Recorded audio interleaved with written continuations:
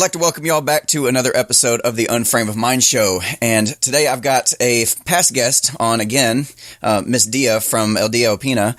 You can find her YouTube channel at, well, you know, on YouTube and in the link's description below. I appreciate you coming back on. It's been a while since we've had a chance to talk. And recently I know that you were sharing around a bunch of pictures of you giving a big old smooch to one of my favorite, like, conservative talk show pundits, Milo Yiannopoulos. That's freaking awesome. I knew he was coming to Australia. I'd like to hear a little bit about how that encounter occurred, and maybe a little bit about your adventure up toward that moment. Yeah, well, we're best friends now. Milo Yiannopoulos has been one of my favorite conservatives for quite some time. I think you're well aware of this because I don't shut up about him. He's not my most favorite, but he's certainly right up there in my top 3. And so when I found out he was coming to Melbourne, I was super excited. And I made sure that I was to get a meet and greet ticket. I didn't just want to sit in the audience. I wanted to be able to meet him, hold him, hug him, touch him. And I got to do all of that. But getting there was actually very messy. They closed the roads off, and we didn't have a normal place to park upon arrival. There were people shouting at us. The cops, there were so many cops. There was the Australian police did a great job protecting the people walking in, but they only did a great job. I went to the second show. It was one of 3 shows that night. It was a Monday night. The first show was at 7. The second show was at 8. The third show was at 9. So he did 3 shows in a row, which I didn't like. Wow. It was so rushed because he did other shows around Australia and that didn't happen. There was a question and answer round and stuff like that, but because Australia he had sold out tickets and they wanted more shows, that was, I think, the best way he could figure out to do more. So he sort of did them in a row. So that's why there was no question and answers, because usually you can ask him a question and he'll give you an answer. So it was a little bit messy getting there. There were cops everywhere. There was a barrier of human. It was a human shield of cops, and then there were people going, "Fuck you! Fuck you, you disgusting cunts, he's a racist." They were saying, fuck Trump. He's only a racist who loves big black cock. You know. And he's Jewish, so they were calling us Nazis. I don't think people know what a Nazi is anymore, because a Nazi is a person who lived in 1947, that time era, and who hated and slaughtered Jews. So he's the strangest homosexual married to a black guy Nazi I've ever heard of. Right. Yeah. Which means, since he's white, clearly Nazi. I mean, that's easy to see, right? And his last name's Yiannopoulos, so he's obviously Greek as well. So nothing they say makes any sense. Oh, come on, that would require some actual thought. Yes, which is why I have distanced myself from the left. So that was, that getting there was quite messy, quite hectic. It was very rushed. But meeting him was awesome. The show was great. He's actually released his video. So you can actually, if you look at the video and you want to see me in the video, I'm 17 minutes in. So if you watch Milo Down Under, he looks at me in the video. You can see him going, "Madam, I haven't even gotten to the punchline yet." And he's looking at me, and the camera's on me, and I'm just like, and I'm all giddy. He looks so deep into my eyes. He did look into my eyes. And then I'm there from 17 minutes to about 18 minutes 30 seconds. Because then he goes... That's very specific. It is. Shut up. That's how much I love him. And then he goes... I kept interrupting him wasn't my intent. I just kept laughing. Even if he wasn't making a joke, I was just like... I was so giddy.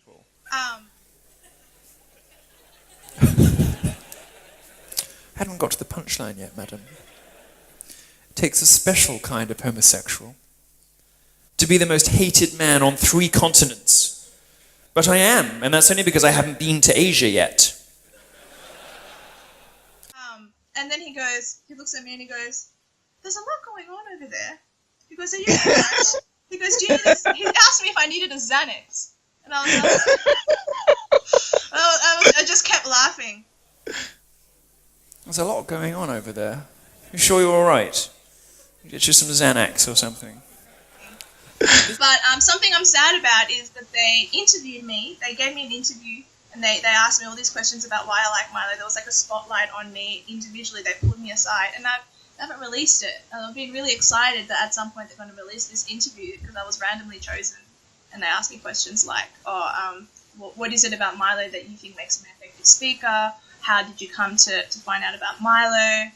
Just for Milo-oriented questions, but I haven't seen that happen yet. But anyway, I had a lot of fun meeting him.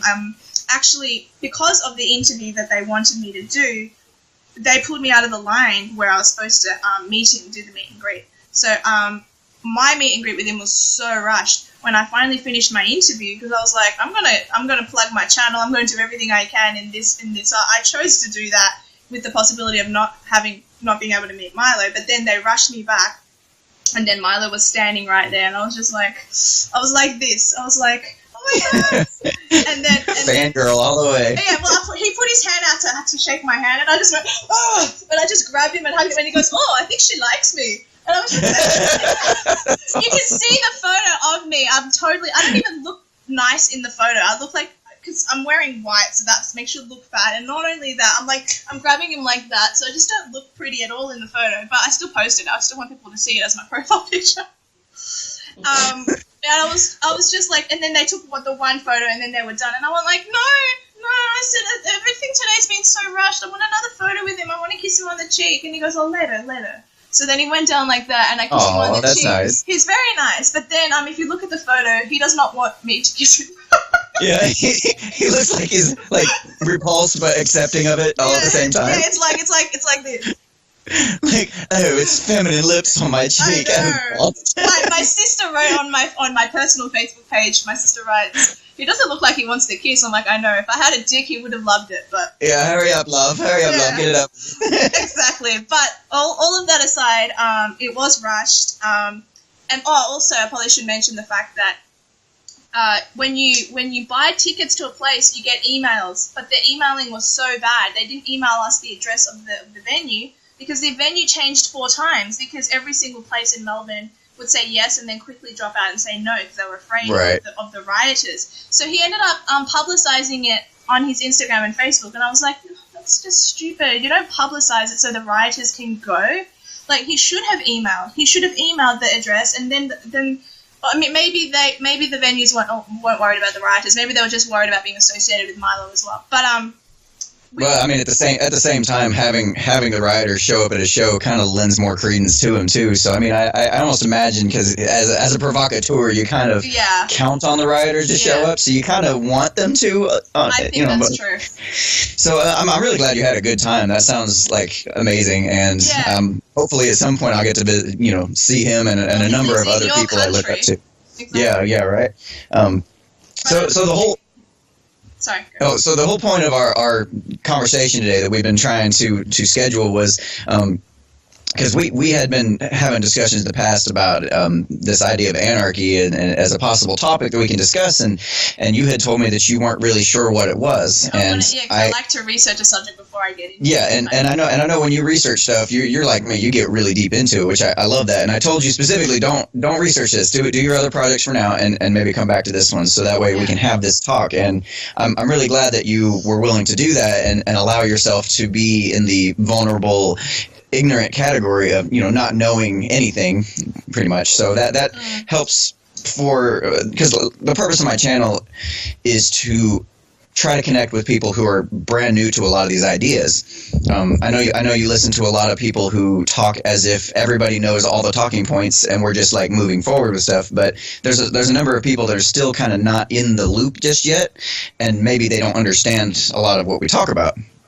So just to get that set up, that's kind of the purpose of this particular video. So if you already know what anarchy is, then this probably isn't the place for you to start. But if you don't, then check it out, and we'll try to answer as many questions as we can and a lot of concerns and things like that, because I'm sure this conversation may go very similar to a number of conversations I've had already. So let's begin, shall we? So, I guess my very first question I wanted to ask you was, what do you think anarchy is? Okay, so let me reference the Noah's Ark cartoon I watched as a child, where anarchy was mentioned. Noah's Ark cartoon, all right. All right, so I haven't heard this one. No, my mother was a born-again Christian, so we got all the cartoons and stuff as kids. And in this particular telling of the story, there was, I think, a wolf. I don't remember the character, but the wolf was a bad guy, and the wolf was like, no, we're going to find our own land separate from Noah. So he told the Black Raven not to find the land. And so the Black Raven purposely found land, but he didn't tell Noah where the land was. And then the wolf and all these other characters find this tiny, tiny piece of land, and then they're like, anarchy! And there's a song called Anarchy. So I imagine that means that they want their own identity, autonomy, agency, and in this case, I'm assuming we're talking government-wise. So it just means that you want your own. You don't want any government at all, and you want to be in complete control. So to me, it sounds very communisty, but without the government. So you're sort of relying on the people, but the people could easily be interpreted as the government in a twisted reverse racism logic. But anyway, amend that, please. Amend it. So in that Noah's Ark cartoon, was the wolf and the raven were, I would assume, depicted as almost like the bad guys or the antagonists of some sort? Yes. So you kind of had this almost propagandized version of anarchy as this bad thing. Well, in that particular cartoon, that's a statement, yeah. Yeah, that's kind of the way it seems to be portrayed in a lot of different places. You see it in Hollywood all the time, and everybody's like, whenever something bad happens and somebody's like going off the rails, they're like, "What do you want? Anarchy?" You know, as if it's complete chaos. There's this obvious negative connotation to the word when it's said, as if anarchy is equal to chaos. Yeah. And it took me a while. Lies comes to mind. Yeah. So it brings up images of like a Mad Max style post-apocalyptic universe where, you know, people are just killing each other for no fucking reason. So that seems to be the common thing I get from people, and it seems to be a very, very strong imagery that people get, and which kind of gives you this strong aversion to it at the same time. That makes sense. I can't imagine in your life you've ever took a second thought of it and gone, I wonder maybe this anarchy thing's not so bad, you know? No, it's not. It's never been something I've ever thought about. Right, and most people don't. That's kind of where controlling powers might be happy keeping it, you know, just as some fairy tale fantasy land where all the bad stuff happens. That's where the monster under the bed comes from, and that's where the boogeyman in the closet comes from. You don't even look at it. Don't even lift up the covers and see. Well, I'm in that stage of my life where I've become extremely politically aware, so I'm happy to learn and to not just to hear all perspectives. It's all good. Like, communism sounds fine when you read the definition, but then in practice, right, yeah, and I thought it was interesting that you mentioned it sounded like communism, which as far as I can tell, it's not at all. I mean, so here's basically what it is, according to actually what it is. According to what the original definition of the word is. This isn't even according to common dictionary or modern day dictionary definition, because it has been bastardized to the point that even the modern day dictionary doesn't get it right. Okay, sure. I'm gonna be doing a video about this because I was blown away when I got into a discussion about anarchy with a friend of mine, and he was totally against it. And he was throwing the definition at me, and the definition was not what I knew it was. I was like, wait a minute, this isn't correct. The original. Right. So the original definition was it just means no rulers. That's literally what anarchy means. But then who rules? Right. No, it means no. That's where the communism comes to my mind. So keep going. You know, and that makes total sense. That's why I said it was interesting, because I do see a lot of anarcho-communist groups. Which, okay, sure. I didn't know that. As far as an anarcho-capitalist is concerned, which is the opposite, I guess, of an anarcho-communist, that is a complete oxymoron, because communism requires a strong state, a strong controlling power, in order for it to ever even work. I mean, that makes sense. Yeah. Yeah, you have to have somebody at the top dictating how everything operates. Otherwise, there's no possible way it's ever going to be truly equal. Whereas anarchy just means no rulers at all. It doesn't mean no. where do the rules come from, and how are the people governed? Like, does humanity require boundaries? Yes, and that's the big distinction. Is it doesn't mean no rules. Sorry, I'm coming at this as such a skeptic. I'm so sorry. I didn't think I had an opinion on it, but I think I think my opinions are starting to formulate. Anyway, so keep going. No need to apologize at all. This is fantastic. That's what you wanted, I guess. Exactly where it's fine. You're not taking me down any path I've never been down before. Okay, so far. So I'm not gonna be a bitch, but like, yeah. Yeah, you do your worst. Do your worst. I don't. Come at me, bro. No. Come at me. You started it. God, you're one who asked this question. Anyway. No. So I know a lot of people hear that and they think, well, it's just again complete chaos. Nobody's like controlling anything, and that's not necessarily the case. I mean, you can still have leaders. You can still have people in positions of authority. Okay. The big difference is. Boils down to the non-aggression principle, okay. where which seems to be a big thing in the libertarian community, but they just haven't taken it to its and most libertarians don't take it to its logical conclusion, which ends up being anarchy if you take out all forms of aggression, mainly government. People like Ben Shapiro are afraid of government tyranny. Hence, they believe in limited government. But I don't think that they would ever state outright that they're for anarchy, because the idea, I think, is that it would be chaos. What you said earlier, because that sounds crazy, right? Yeah, because how can you rely on the collective group? Like there are extremist Muslims over there. There are Christians over there. There are non-religious people over there. There are Buddhists. There's so many different demographics of people living here in this country, in your country. How would anarchy work? It needs structure. It can't just be what it be. It can't just be. It would require a level of structure. It would. We have nationalized healthcare here, and our healthcare system is fantastic. How would anarchy work with all of these things? Well, that's debatable. What I said. If any Australians are watching, piss off. I don't know. I don't know. All right, so let me try to address some of that. Address all those. I would fully recommend going through and checking out Stefan Molyneux's free audiobooks on Everyday Anarchy. I've only started watching him in the last 4 weeks. I've started getting into him. Yeah. So get his audiobooks, Everyday Anarchy and Practical Anarchy, and he goes through all the arguments, and pretty much any question you just asked, he has covered. Okay. I could never just regurgitate that information to you in as eloquent a way as he did, but I can kind of give you the general kind of outline, and we're not necessarily talking about just people running amok doing whatever they want, because you do still have societal pressures on different decisions that are made. Which would be enforced by the leaders you were referencing. I mean, you could still have leaders in terms of industry leaders, people that are. Let me think about this in terms of. If I murder your brother. Do what? If I murdered your brother, how does the anarchy world fix that? How does if I murdered my brother, I thought you said married. Good Lord. No. Murdered. If I see Australian accent, you need subtitles. How does the anarchy society in which you propose deal with punishing me for murdering your brother?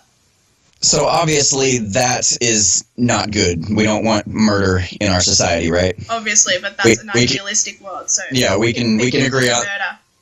I mean, we would want murder to be something that is a negative to people. So in an anarchist society, or what's called a free society for most people, or even a voluntarist society, you might hear it referred to as that.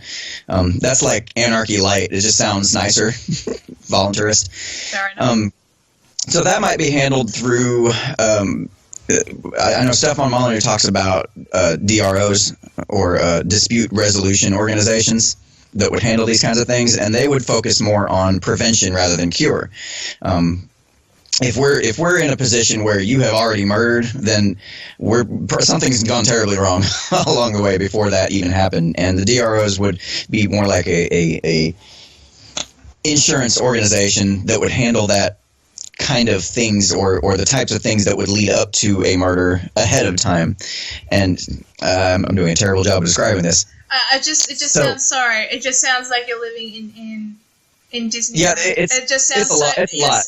You're just sounding like you're spouting fairy tales and like, well, if you murdered my brother, jeez, we've stuffed up the anarchy already. I agree. Yeah. I'm doing it. I'm doing a terrible job, and I know this. And like I said, those books I would fully recommend because get Stefan Molyneux on the show.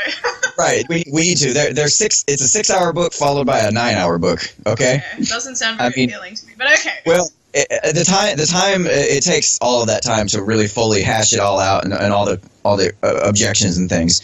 But in any world, murder is going to happen. Right? Murder is probably going to happen. You sound yes. very idealistic. Yes. So. Right. No, I'm not talking about anarchy is going to solve all the problems and all murder is going to go away and all theft's going to go away. Okay, but it sounds like you're almost proposing that it will be a rarity. Yeah, it would be much more rare. Okay. I've trapped you in a corner already, and I don't even think I'm that smart. No, you're fine. See that, I need this to kind of be able to get my arguments out better too. So this is helping me as well. Come at me, bro. To make it more clear. My mother is not helping. Why? What is she saying? What is she doing? Promise not to interrupt. She's picking on me. Sorry. What is she doing? She's okay. So I've got my cell phone recording me on video, just so I can use it, right? And then I look down at it to make sure it's still recording, and I see her. She's sitting behind me. Her finger is pretending like it's picking my ear from behind my head. She has a childish sense of humor, like me. Yes, I do. Jesus. It all works. Hey, no blasphemy. Oh, sorry. God damn it. That's right, damn it works. In this anarchist society, you still have to respect the ideologies of freedom of religion. Okay, so let me boil it down to basic principles. Yes, and because you're doing one of the basic principles. One of the basic principles for me is that it is immoral to initiate force.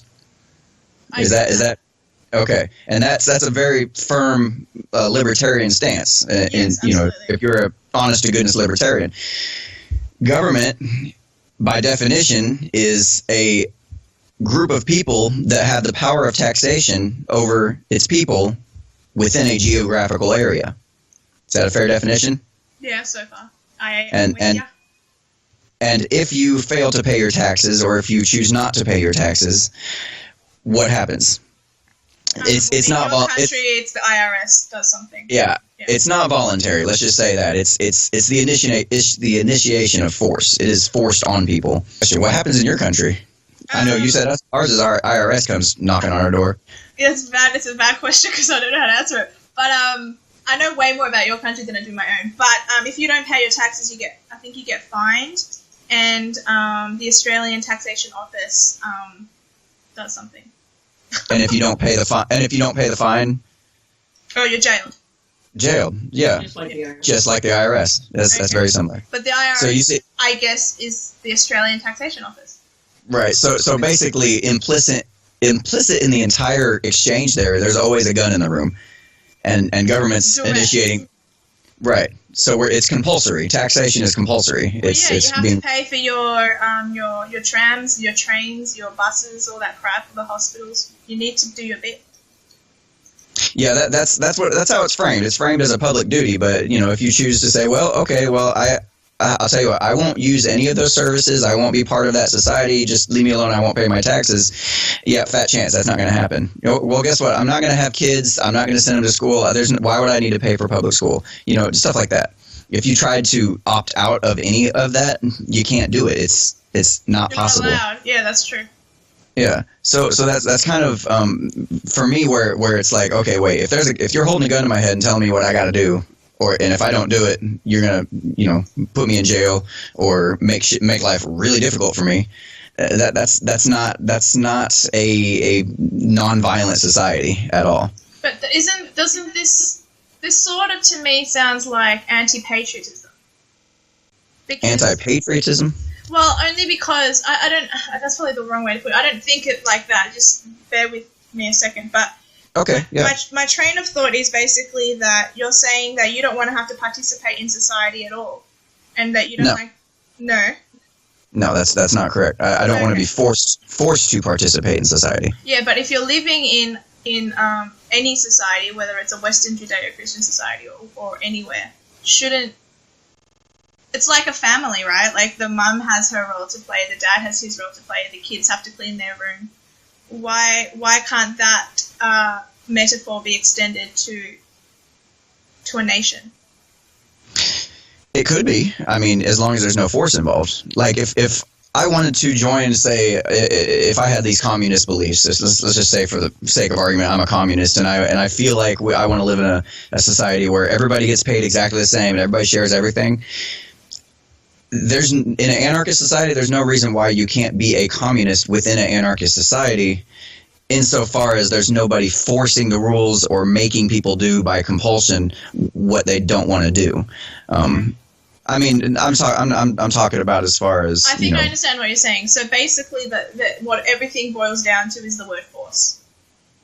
Yeah, I mean, boils down to the workforce. The word. Oh, the word force. I'm sorry. Yes, the word. Your mom to translate for me. The word force. Yes. As far as violence, really. Well, basically, it's the initiation of violence, the violations of the non-aggression principle. But wait, what if the choice is ultimately to not participate in society and never give back and not help with the trains and trams? You guys don't have trams. You know what I mean? Like the so anarchy is all about volunteering. It's a voluntary society. Yeah. I mean, obviously, if you choose to be selfish and never give back, then what do the old folks' homes? Did the old folks just go without beds in their retirement villages? Like how does that work? Well, let me ask you this: do you want to make sure the old people are taken care of in their old age? Of course, that's why in Australia we're working on superannuation and we're trying to raise the pension and all that kind of stuff. So if I came to your door and I said, hey, we're trying to put together this old folks home down the road and it runs entirely on donations. These are the things that we do for our patients, and these are the things that we're trying to accomplish. Would you be willing to donate X amount of dollars per month to that cause? Would you be willing to do that? If that was the case. Well, I'm doing that now with Save the Children, so I don't know why it would be different for that particular. I mean, I guess it depends on the issue that I guess is close to your heart. But, Right. So there's people out there like you that want this done. I would argue the majority of people are interested in being taken care of in their old age. Yeah. You're going to be fine. But right now, if you say no, you're like, you don't have the choice. But if I say I'd gladly do that. That's absolutely okay. There's no force involved. It's all voluntary. It's like I can participate in this. Maybe. Yeah, you can, but many people in this life are selfish and won't. So in an anarchist society, there could be people dying on the street, and people will be like, "Well, it's not my problem. I'm an anarchist. I don't want to help that person." Well, those assholes would probably suffer the consequences in one fashion or another. Oh, absolutely. I'm not saying every anarchist is like that. I'm not right. Even inferring that you would do that. I'm simply saying that under the guise of what you have posed, that's a possibility. That's simply what I'm trying to say. Yeah.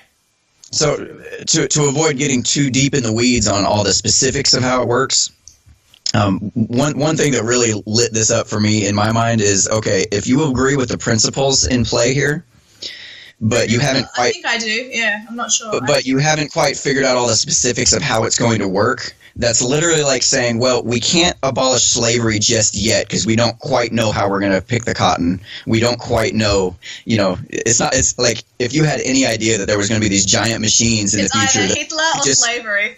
That's what people always do. I mean, it's a good analogy. That was the one for me that lit up in my mind, we don't have to have every single answer solved to say, oh no, this is wrong, we shouldn't do it. We shouldn't, be enslaving people. We'll figure out another fucking way to pick the cotton. the way it was presented to me was, hey, if I came to you and said, hey, I'm from the future, and you guys don't have to enslave people, there's actually going to be these giant combine harvesters that go through these giant monstrous machines powered by dinosaur juice that will go through and just, tear through the field and pick all the cotton and do it way more efficiently and more effectively. Like, you'd look at me like I was fucking crazy. Like, what? That makes no sense. Like, but lo and behold, that's exactly what we have. Yeah. And it took abolishing the what is immoral in my, in I would say almost everybody's viewpoint. It took the abolishment of slavery for people to start turning their minds toward figuring out how to actually solve those problems without slavery as a means of getting that done. Does that make sense? No, that makes sense. That does make sense. But So for me, that was just when it flipped on a light switch, is thinking, okay, wait. So if I agree that the initiation of force is immoral, yes, then how do we solve? The question then becomes simply, how do we solve problems without initiating force? And as long as you agree, still haven't answered like what would happen to me for murdering your brother. I may not be able to answer that, but okay. Other people probably could. Do you want your brother murdered? No, kidding. You know what? It really depends on the week and the brother. I've got 4. Oh, okay. 3 others. I've got 3 brothers, 2 other sisters. Okay. You take your pick. I don't care. Just don't tell me it was you, because then we can't talk. Yeah, exactly. Yeah. I'm gonna have to start calling you all sorts of ugly names. Yeah. Like Nazi or racist or something. Is your brother Jewish? No. Then I'm not a Nazi. Damn it. You got me again. He does have a big nose, doesn't he? You're going to get in trouble for that. Believe me. Believe me. You have no idea. We've already mentioned that we all like Milo Yiannopoulos, who was a Jew, and Ben Shapiro, so I think it's okay. There you go. Yeah. So it's a fun thought experiment, and it's probably not anything that's going to happen anytime soon. But I feel like it's probably a doubt. As long as we're moving in that direction, even if we're moving toward more like libertarian values, where it's limited government and small government. To Donald Trump, MAGA.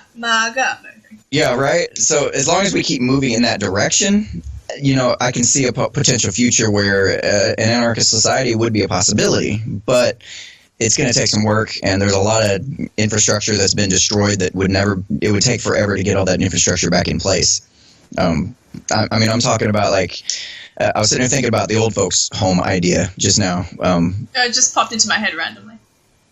Right, but I was just sitting there thinking about a possible solution would be, you think about it right now, you're going to become old at some point. You're going to have to start paying into some kind of system or something like that, and then if you don't, you suffer the consequences. And I'm sure there's going to be charities there to support those people in some fashion or another that are going to be a lot closer to the problem in their community to know what to do exactly, versus a giant federal government that's 3,000 miles away that doesn't have any idea who you are or what you really need. It localizes all the issues and creates stronger communities in terms of trying to solve the problems, because they don't have the state to go, hey, we need more money for this, we need more money for that, we need to steal that money from these rich people so we can solve this problem over here that we can't use our own brains to solve. Are you aware of any societies that have ever existed in the past?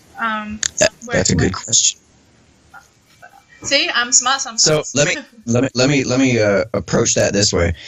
Before the abolishment of slavery, again, before the abolishment of slavery, there was no such thing as a society that didn't have slaves. So just wondering if there's say that again. Before the abolishment of slavery, there was no such thing as a society that did not run with slaves. As in most societies that had slaves, is what you're saying. Right. It was just a common. There was kind of the common operating procedure for most countries at the time. Okay. So I know a lot of people say, well, there's never been a society or an example we can point to of successful society that ran on anarchy, so therefore anarchy would never work. Well, that's why I asked the question, so I wasn't sure. Right. So again, I think it just boils back down to the principles themselves, and the consistency of logic that follows those tends to eventually lead toward anarchy as the solution, even though it sounds fucking crazy. And that's what I'm trying to break, is the stigma on the idea of anarchy.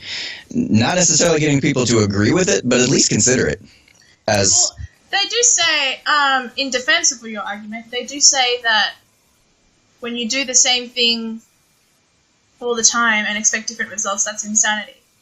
And it seems to me like every single society to date always needs a ruler because the people need to be governed. So it wouldn't hurt to try something different, I guess. And that's, I guess. yeah, I mean, Anarchy would work in that example. Gosh, so many thoughts. So I saw this picture of Donald Trump standing between two stacks of paper, and they were one was a stack of paper that was about a foot tall, and it was about the size of a decent sized pallet, a wood pallet, right? Stack of papers. Beside him on the other side was another stack of papers that was about the same width and depth, but it was taller than him, of a stack of papers. And the short stack was 1967 regulations. Oh. The stack on the other side, the tall stack, was today's regulations. And it's a shitload taller. Oh my God, it's ridiculous. That's why he's trying to focus on cutting regulations. Good on him. And tax and cuts. as well, the thing is each of those regulations represents another intrusion of government into our lives. Yeah. It's just another mosquito bite to slowly kill us. You know? And it's like Trump's a puppet. That's what I was. Trump's a puppet. So, That's what I think. Who is we need to have a whole other talk. Who is he being puppeteered by? Can we hold that to the end? The rest of the government. We're going to hold that one until after the conversation, and then Fair we can discuss that. I would argue the same thing for every other president. Okay, keep going. Yeah, I know how you both get, so I'm trying not to lose train of thought here. No, you don't get like that. Come on now. You don't get like. That's to you, Hats. Oh shit. So basically, what I'm libertarians want less and less and less government. Of course. But there's a few things that you're still concerned about as a libertarian, that if the government didn't do it, how would it get done? Is that fair to say? Absolutely. Like what? An example of something that if we didn't have the government for how would we get it? Right. Well, I think what I said before, like paving our roads and all those sorts of things, like that's all smaller government. That's all like, I don't know how it works there, but that's like the council. The council takes care of the potholes and all that. Yes, kind of stuff. it's basically like that. The roads are tend to be handled by state or federal, depending on whether it's an interstate or a state highway, or things like that. So those are the little things that, I mean, I can live with potholes. I don't actually give a shit. That's just an example, but that's an example for your question. That's an answer. Yeah. So a couple counter arguments to the roads thing would be. Go for it.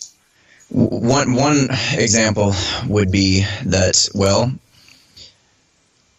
if everything okay?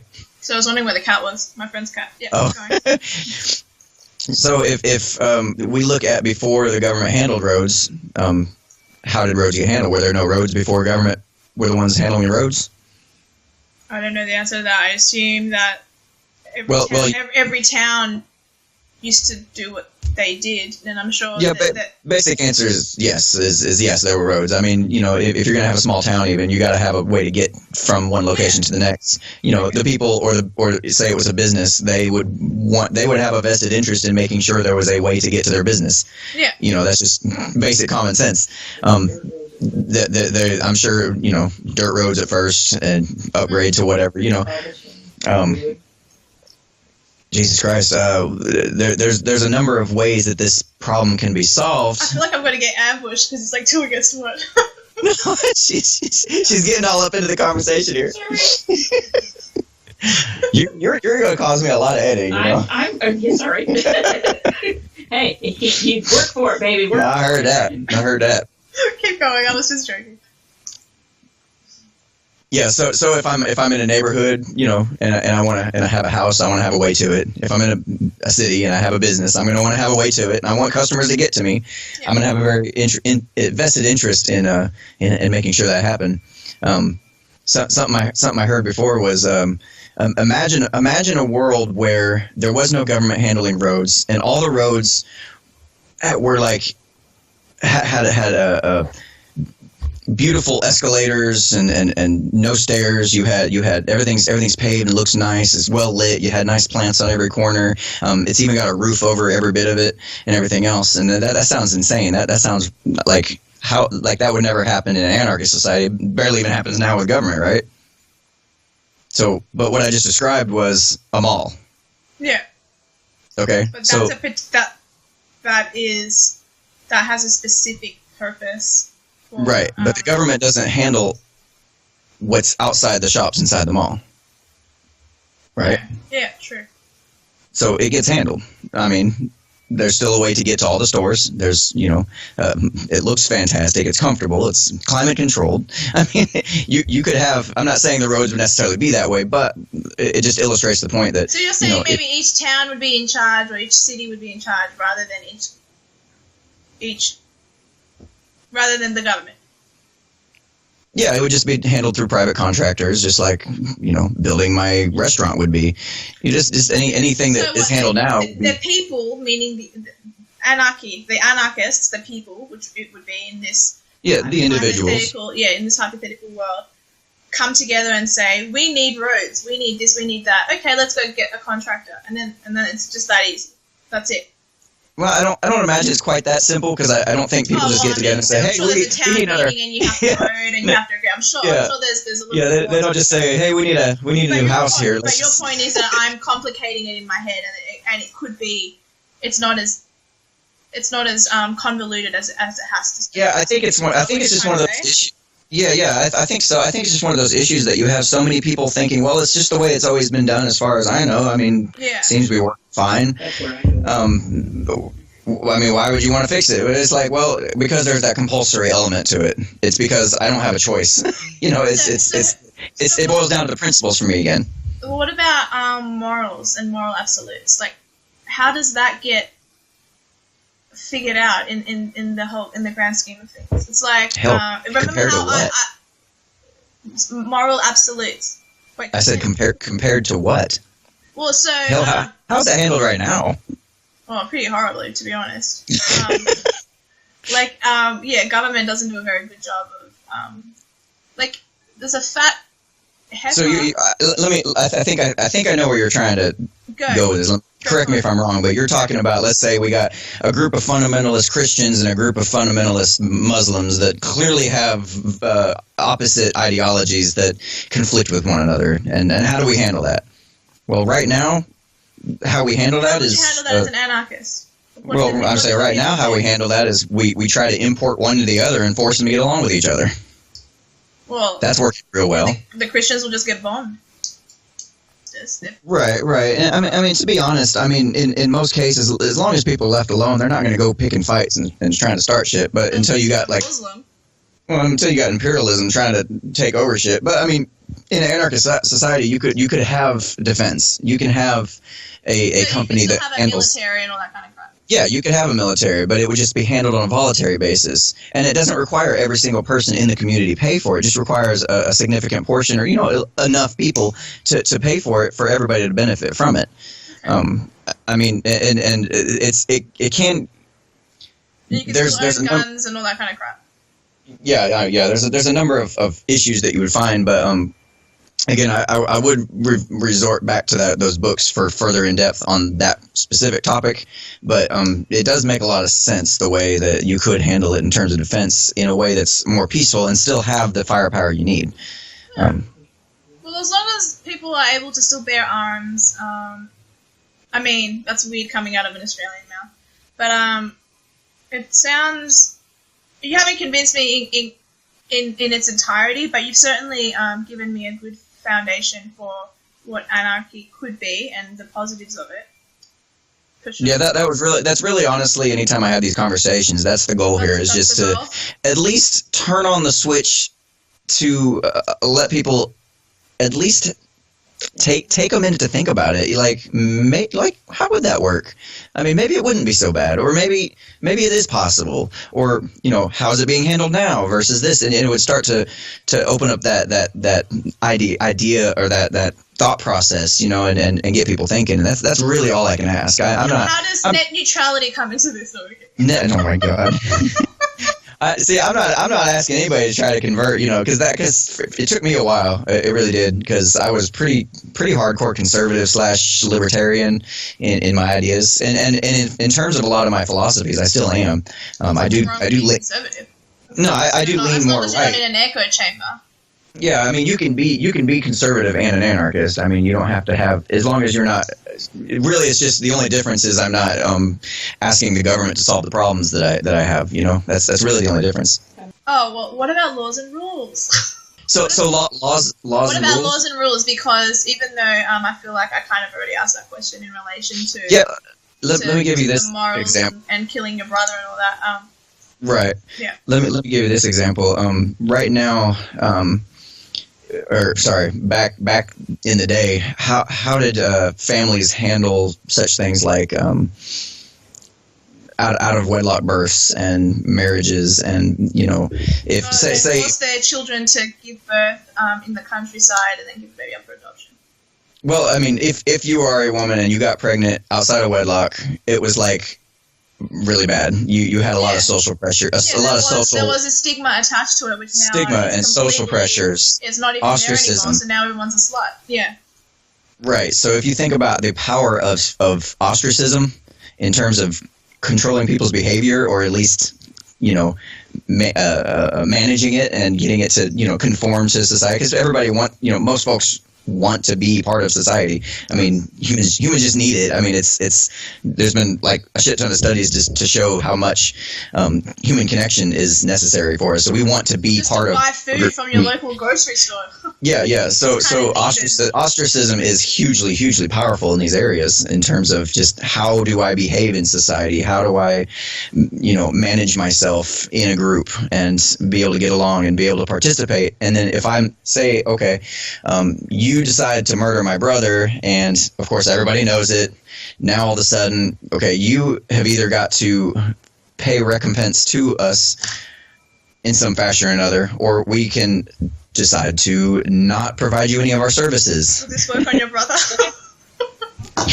Probably, if it's the media, will probably just kill you.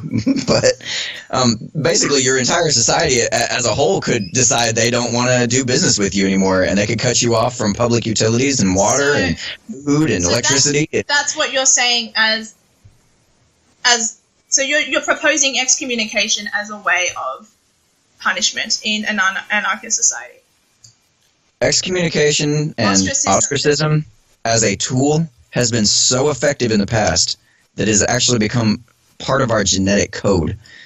But then doesn't that go against anarchism as a whole? No. No, it doesn't contradict It's not by force. It's not compulsory. So you don't have to excommunicate this person for murdering your brother. But you don't necessarily. It's not necessarily excommunication. It's ostracism. Insofar as I'm not going to do business with you anymore. I'm not going to say I provide water. I'm not going to provide water to you. You don't give me water. The local grocer doesn't give me vegetables. And I don't get any of that stuff. That's my punishment. Yeah. Or basically, I'm not required to do business with you. No, fair enough. That makes sense. But then, shouldn't I be punished for taking someone's life? Like that seems like a pretty peaceful. Yeah. You can, and again, I'll resort back to that book because he actually does go in detail and work through this exact scenario, sure. and plots it out step by step of what would happen. I should have rehabilitation. I should. Right. And that's exactly why what I did was immoral. I should be punished for a period of time for killing him. Like, yeah.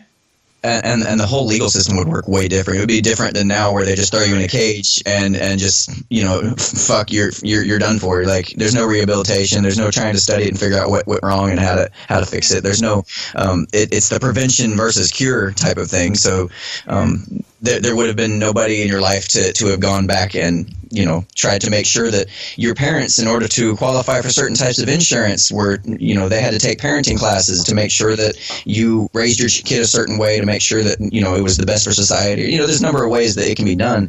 There's no, 100% answers for everything, obviously, but it's definitely a way to start thinking outside of the current norms.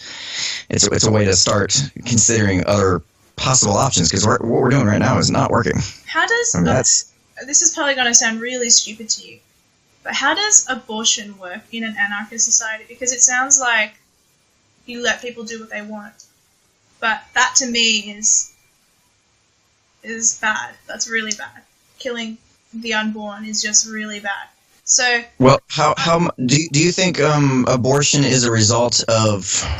Because we've had this conversation on your channel. Yeah. So if you have a scenario where you have focused on prevention versus, that's fine. But I mean, like, cause if you get to a point where you're, I agree with prevention. I don't agree with this. And I'm not talking about prevention as far as just not having sex. I'm talking, or using a condom. I'm talking about prevention before that, to keep you from even moving forward with the behaviors that would lead you to sleeping with somebody, to lead you to the risky behaviors, to, just, there's so much that can be done ahead of time. Yeah. Because if you're starting at the problem at the very end and saying, okay, well, we're to the point we're having an abortion or not, something's gone terribly wrong. I think that's fair to say. Something has gone terribly, terribly wrong.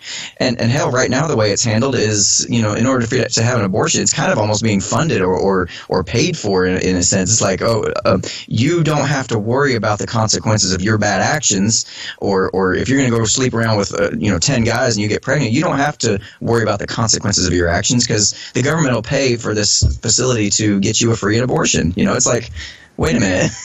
Yeah. Like, so you're basically subsidizing bad behavior in that case. Yeah.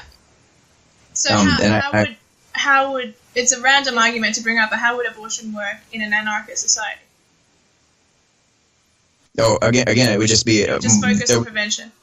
I don't think it would be nearly as big of an issue as it is now. I think it would be if there would be so much focus on the prevention of it and the correcting of behaviors before you even got to that point, that it would be a negligible problem. Like, you might still have to have certain scenarios where that would happen, but those would probably be strictly only the medically necessary ones, or shit where, abortion needs to exist for yeah. Right. It would be so it's such a rare occurrence that it wouldn't even be a huge issue right now. I mean, it would be a different way of solving the problem versus actually paying people to have abortions, or paying people to make bad decisions in their lives. So, a lot of the time, women in society have felt shamed and blamed when the blame should be given equally, I guess, to both parties. But under an anarchist society, what would happen? Would the woman be cared for, or would she just be stigmatized for having gotten pregnant? Would there be help for her? Okay. I guess the best way to answer that question would be, if you think about right now, how much responsibility do the parents have if the child gets pregnant at an early age? Basically the state will jump in and say, "Oh, we'll pay for that, and we'll pay for this, and we'll pay for," and like the financial burden is not on anybody else in the community. It's on the government.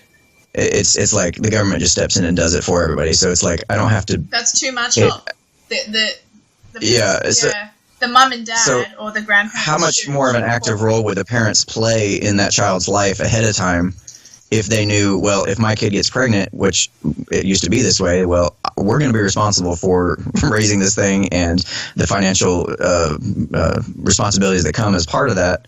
Guess what? We're going to take a much active role in preventing that, before it even happens. I mean, back in the day, I mean, it would be, okay, well, Sally down the road, she's a whore, got pregnant, and the parents, if they had taken her, to avoid that stigma, if they would taken her out to the countryside, had the baby, and where'd Sally go?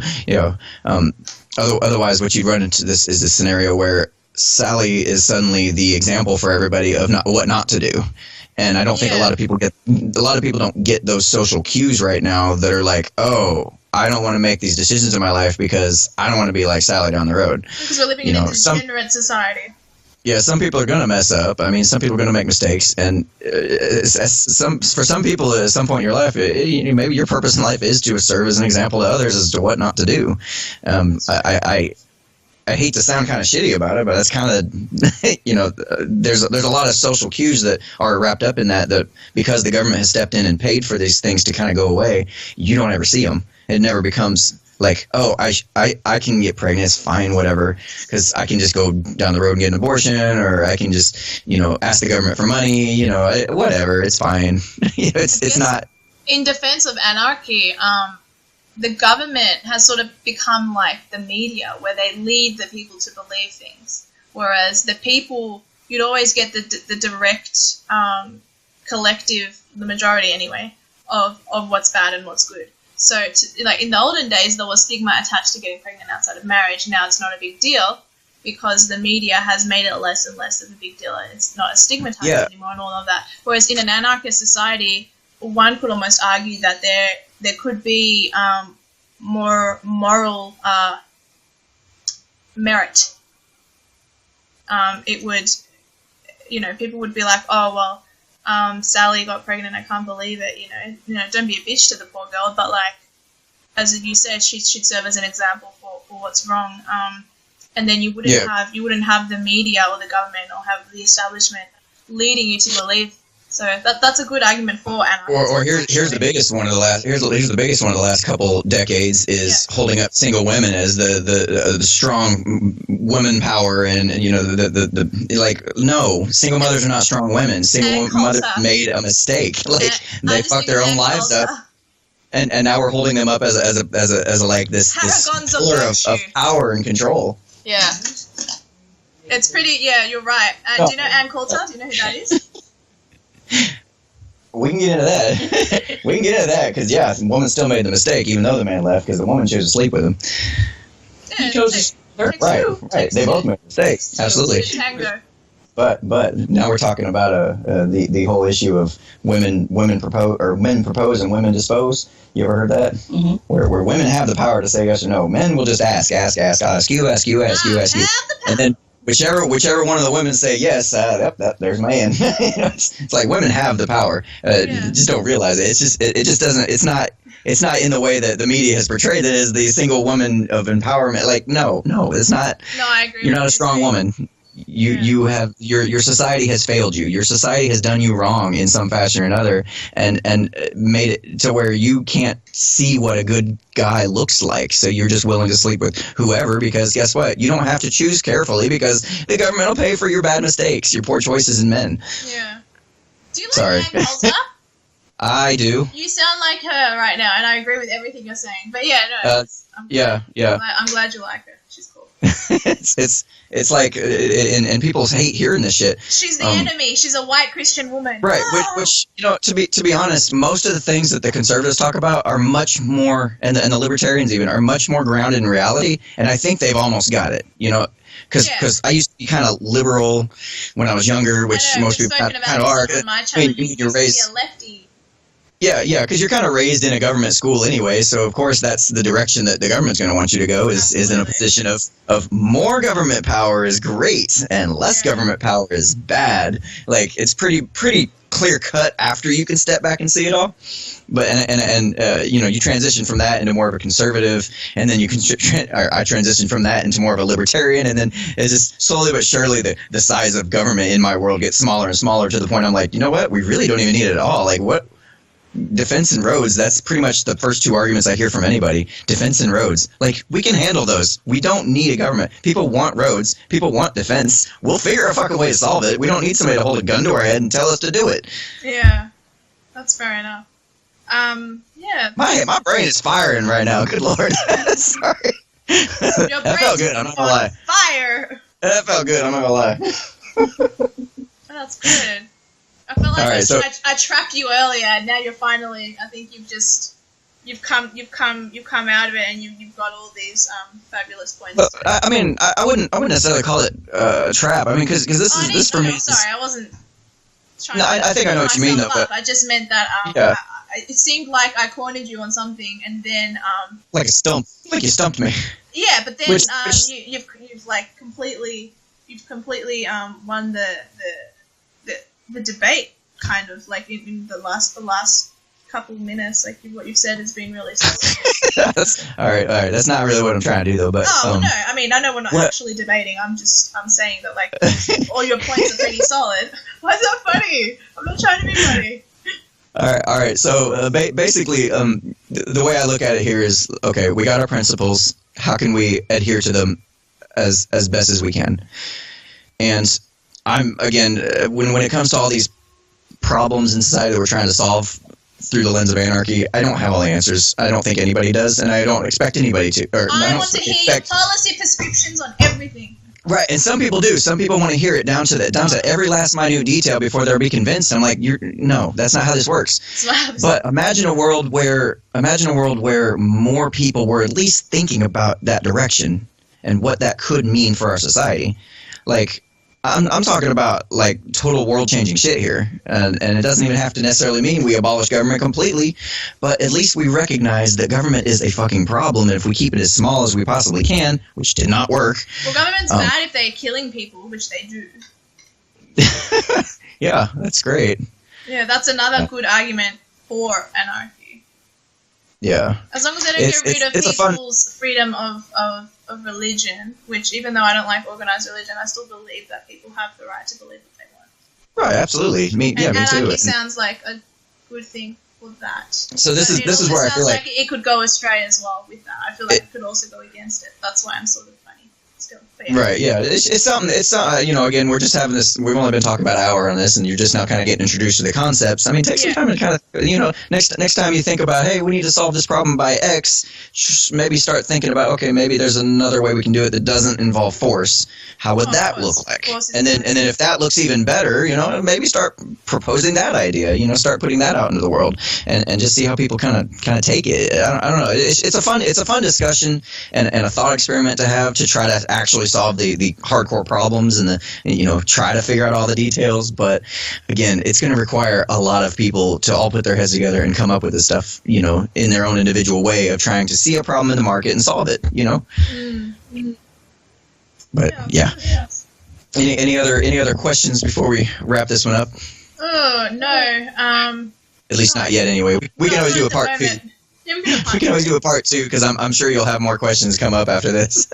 Maybe. But I did want to mention that we did say on Twitter in our private exchange that you were going to mention someone blocking us. Someone blocking us? Oh, yes. That was very interesting. It was funny. I didn't even, so what had happened? I'll find it. Keep talking. Yeah.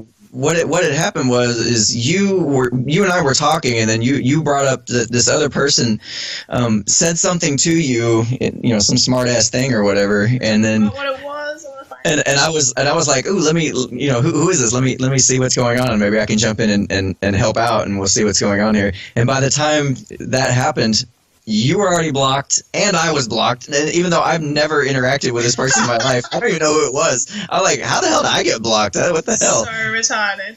Like, people, just to keep this segment as short as possible, it was just an interesting look at how people like to, hey, you're blocked. Shit, so you know how many people have disagreed with in the past, and I will sit there and I'll tell them, look, I don't have anything more to say to you. I'm not going to block them, but I'm not also going to engage them anymore. It's like, maybe they'll come around someday. Okay, that is really blurry. There it is. All right, so what do we say here? All right, so basically what happened was I put a photo of myself with Milo, and in the photo of me and Milo, I wrote something like, I love this guy, he's awesome, or something to that effect. And then the girl writes, you fucking idiot. Christianity equals racism, does it? Shake my head, you asshole. That's what she wrote to me. So I went to her Facebook page, Twitter page. How could you? But I didn't even know where she came up with that, because she's attacking me for saying that she assumes that I said that Christianity equals racism. So in her mind, it sounds like she's defending Christianity, but then when I looked at her profile, she was a liberal feminist. So I was like, why would a liberal feminist defend Christianity? Christians are not normally liberal and are not normally feminist. I don't want to get stuck in identity politics. I'm sure that many are. But it just didn't compute with me. I was like, that's weird. So then I wrote back to her and I said something like, did I say Christianity equaled racism? And then after that I wrote, I wonder, because there's, all the new Twitter rules. All the new Twitter rules mean you have to be a lot more careful because you're going to get, pretty much, if you're a conservative and you attack someone, you'll just be excommunicated from the platform. So I wrote something like, there are new rules on Twitter. You've literally just attacked me for no reason by calling me a fucking idiot. I wonder what would happen if I reported you. I wasn't going to do it. I was just sort of throwing it out there to see what she would do. And then she writes, LOL, report you fool won't change that you're a terrible person who helps men who hate women. By the way, he hates you. That's what she wrote. He hates me. I'll give you the screenshot so that you can edit this however you want. This is the level of discourse we're having to deal with right now. It's so like, wait a minute, how can we... Like the discussion you and I just had for the last hour, like, how in the world are we supposed to even, like, start to engage with that lunacy? Like, you're just gonna... Like, you hate Milo, I get it. So you're gonna attack everybody who likes him, like, as if that's gonna change your, like you're gonna change your mind and go, oh, I am so sorry, you're right. He's a misogynist, asshole, racist. I should be your friend now. It was so weird. But anyway, she ended up blocking me. I was really sad because I wanted to, I actually, I've been saying to you and your mum all throughout this whole thing, come at me, bro. I actually wrote that to her, come at me, bro. And I wasn't able to send it because she deleted me. And that was about the time I jumped. That was about the time I jumped in, and I had already been blocked too. I literally had never said a word to this person. Like, Jesus Christ! I hear Joe Rogan talk about all the time. He'll go to different profiles, and he's already been blocked. I'm like some people, man. Actually, I have heard that there are Twitter block lists where a bunch of people are put on a list. You can have like 5,000 people on a list, and you can visit this person's list. Yeah, you can visit this person's list, and if you agree with the person, you can just go through and block everybody on the list and never have to interact with them. I've been blocked by Steve Shives, and I've never spoken to him. Yeah, it's like, wait a minute, this makes no sense. How are we gonna solve anything if we're just siloing ourselves off? Yeah. But that is a whole nother topic altogether. Right? It's a whole nother video. But I mean, it is fun to troll. I did troll a lady recently, and she did end up blocking me, which I thought was funny. All right, I'm not gonna lie. I've got a Twitter list that says lefties for trolling because I don't want to follow them, but I still want to keep them around so I can kind of pick on them every now and again. It is fun. It's fun because they get so pissy. Well, Milo, just to finish off, Milo Yiannopoulos did an interview in Australia on Channel 10, and the program is called Studio 10. And there's a woman on the show, and she's a half bald feminist. She's got a shaven side. Her name is Jessica. Is her hair like another color other than natural? Yeah, well, it's brown underneath with the shaved side, and then the long, pretty side is like blonde. Oh, okay. She's just not a person I like, just because of the things she spouts, and she's too feministy. She's just an odd woman. Anyway, Milo was obviously coming to Australia. So this is all I did. I wrote on her Twitter page. I wrote, "Isn't Milo awesome?" That's all I wrote, and then I was blocked. I think you won that round. I did easily. I'm going to send you that too. I was so proud of myself. I was blocked by an Australian journalist. I did. Oh, darn it! I did well. Oh, darn it! They'll never want me on the show. Does that break your heart? Just totally breaks your heart, doesn't it? It was so funny. It was the best moment ever. I was really excited. Like, Milo would be proud of me. I private messaged Milo on Instagram for him to see it, but he never opens the messages. I'm so offended. Oh. But I'm talking to a couple of... I've spoken to a couple of people who have had Milo open their messages, so it must just be me. It's just you. I think you creeped him out. I think you creeped him out with that post. I want to give him a kiss! Gross. I don't know where them lips have been. So if you have any other questions about anarchy and you just want to kind of know, maybe there's some other concerns that came up during the course of you listening to this and you want to throw them at me. Well, I mean, that's a definitely good place to start. That I just went back and listened, because I've already had these ideas, and I went back and listened to those books, and it really does a fantastic job of addressing concerns. Because as he's talking, I'm coming up with questions, and he's literally like, Yeah, he's literally like answering them in the next sentence. I'm like, oh, okay. So He's a smart anyway, fella, isn't he? I do appreciate anybody that's made it this far through the interview and taking the time to watch. And I really hope that you have learned something from this. That's the whole point of this episode. That's the whole point of my whole channel, is just to open your mind to other ideas. I'm not here to try to convince you or change your mind or make you into somebody you're not. I just want you to think outside the box a little bit. Consider other ideas that maybe you hadn't previously considered before. I think that's the only way the world's going to get better, is if we stop doing the same shit we've been doing all along and think about other ideas. You've been watching, well, I do appreciate you coming on the show to be our guinea pig for the day, Miss Dia, and I hope to speak with you again soon. Uncomfortable conversations without a condom. All right, I'll have her links in the low bar. You can check her out on Twitter, and I think that's probably the best place to reach you right now is on Twitter and on YouTube as well. So yeah, definitely check out her stuff. She's got pretty witty sense of humor. We have a good time. So all right.